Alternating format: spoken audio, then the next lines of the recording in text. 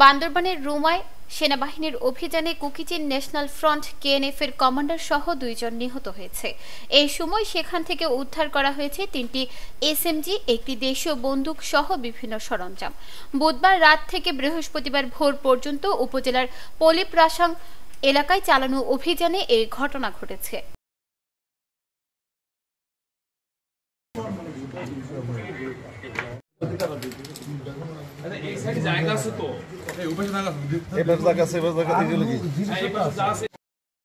পাহাড়ি গ্রামে Kuki-Chin national front KNF এর সদস্যরা অবস্থান নিয়েছে। এই ধরনের খবর পাওয়ার পর সেখানে সেনাবাহিনীর একটি টহল দল অভিযান চালায়। সেনাবাহিনীর টহল দলের উপর সন্ত্রাসীরা হামলা চালালে উভয় পক্ষের মধ্যে গোলাগুলিতে 2 জন নিহত হয় বলে নিরাপত্তা বাহিনীর সূত্র জানিয়েছে। সূত্রটি জানায়, গতকাল বুধবার রাতে উপজেলার পলিপ্রাসাং, বিলছড়ি, কাইগোছড়া এলাকা সহ বেশ কয়েকটি জায়গায় সেনাবাহিনীর সদস্যরা অভিযান চালায়। আমি lieutenant colonel Alamgir, zone commander Ruma zone এবং অধিনায়ক 36 বাংলাদেশ ইনফ্যান্ট্রি রেজিমেন্ট। আমার সাথে আছে আমার সেকেন্ড ইন কমান্ড মেজর মেহেদী হাসান সরকার এবং আমাদের বান্দরবান রিজিয়নের ব্রিগেড মেজর সোহেল। আপনারা ইতিমধ্যে অবগত আছেন যে গতকাল রাতে সেনাবাহিনী কর্তৃক বান্দরবানের রুমা উপজেলায় কেএনএ এর সশস্ত্র দলের বিরুদ্ধে একটি সফল অভিযান পরিচালনা করা হয়েছে। এখন আমি সেই অপারেশনের বিস্তারিত তথ্য আপনাদের সামনে তুলে ধরব।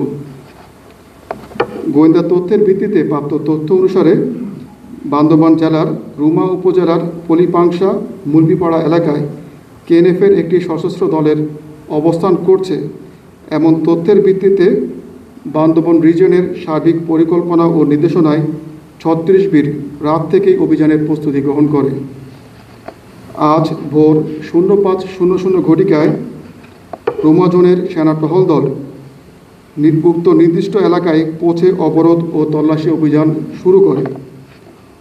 অভিযান চলাকালীন সময়ে সেনা সদস্যরা সুনির্দিষ্ট একটি স্থানে কেএনএফের সশস্ত্র একটি দলকে শনাক্ত করতে সক্ষম হয়। সেনাবাহিনীর উপস্থিতি বুঝতে পেরে কেএনএফের সদস্যরা পালানোর চেষ্টা করলে উভয় পক্ষের মধ্যে ব্যাপক গুলি বিনিময়ের ঘটনা ঘটে।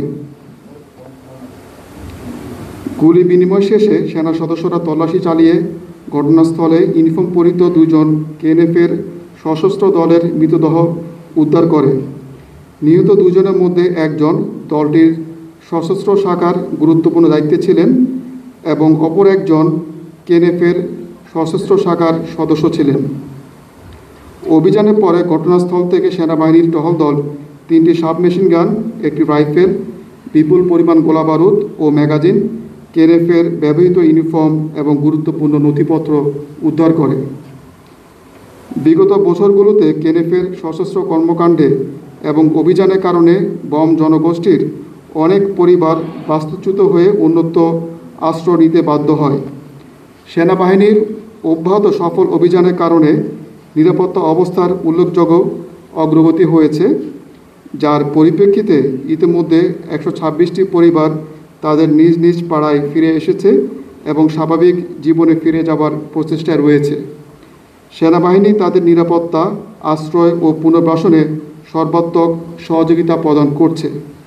আমরা সুস্পষ্টভাবে বলতে চাই, আমাদের অভিযান শুধুমাত্র পার্বত্য চট্টগ্রামে সশস্ত্র দলগুলোর বিরুদ্ধে। সাধারণ জনগণ যারা শান্তিপূর্ণভাবে বসবাস করছেন তাদের প্রতি আমাদের পূর্ণ শ্রদ্ধা ও সহানুভূতি রয়েছে এবং তাদের জানমালের নিরাপত্তা রক্ষায় আমরা বদ্ধপরিকর। পার্বত্য চট্টগ্রামের সকল জাতিগোষ্ঠীর নিরাপত্তা নিশ্চিত করার লক্ষ্যে আমরা দিনরাত নিরলস কাজ করে যাচ্ছি এবং ভবিষ্যতে আমাদের এই ধারা অব্যাহত থাকবে। নিউজ ডেস্ক, দৈনিক পূর্বকোণ। ক্রিকেটে ফর্ম সবসময় একরকম যায় না, কখনো একটা বলও কানেক্ট হয় না, আবার কখনো ব্যাট চালালেই 4 ছক্কা। লাইফটাও ঠিক ক্রিকেটের মতোই, সময় সবসময় একরকম যায় না, কিন্তু সময় যেমনই হোক বাড়ি করাই সবসময় সেরা বিনিয়োগ। সেই সেরা বিনিয়োগ করুন সেরা সব উপকরণ দিয়ে। তাই কিছু টাকা না বাঁচিয়ে বাড়ি করুন বেস্ট সিমেন্ট 7 রিং সিমেন্ট দিয়ে। 7 রিং সিমেন্ট, ভিত্তি আগামীর।